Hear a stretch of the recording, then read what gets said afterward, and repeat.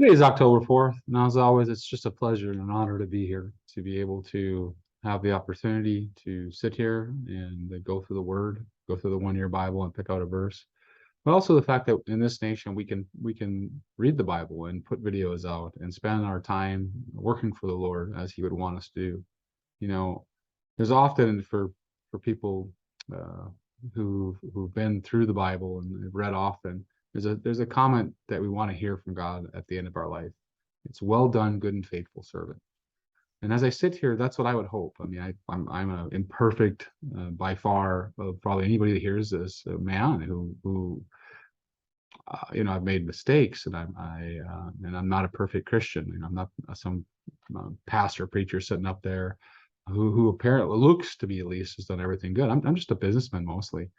Although I have went and got my master's in religious type things so that I could be in a church, I guess. But you know, it's that statement that we would all want to hear from God. Well done, good and faithful servant. Even though we're imperfect, even though we're not exactly the way God would want us to be in His perfect image, we want to work for Him. We want to do good deeds. We want to go out and preach the gospel. We want to tell people about Christ. We want to go to church and have fellowship. We want to be active and to use our time effectively, use our money effectively for God. I believe it's a great message, and though it's not my title today, but I think it's a great truth. So I'm gonna get to the message. The title today is Fear God and Focus on Your Own Path. And it's Proverbs 24:21-22. My son, fear the Lord and thy king, and meddle not with them that are given to change. For their calamity shall rise suddenly, and who knoweth the ruin of them both.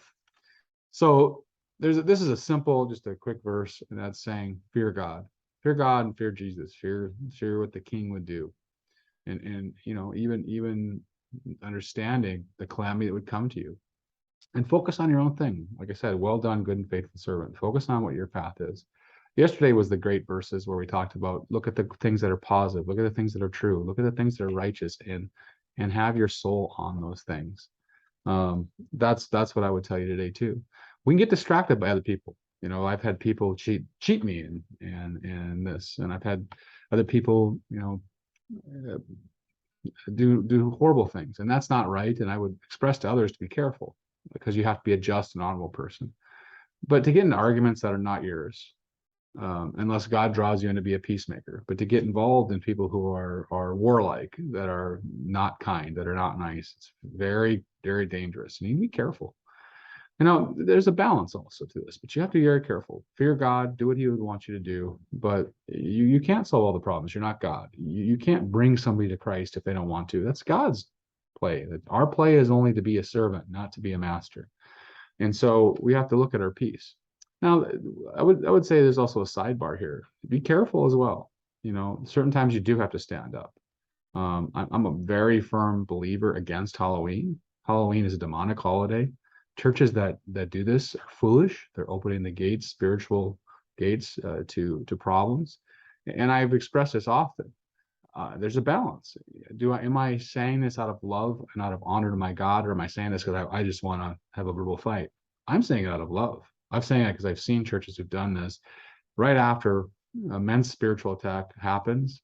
The church can't get grounding. They lose members. There's a lot of contention, like we're talking about here. And so for me, I've seen this outplay. So it's the balance. But again, it's a simple verse: fear God, stay out of problems that are your own, focus on positive things, and just spend your day in doing good works. I pray you have a beautiful day. I pray you're blessed, and I say this in Christ's name, amen.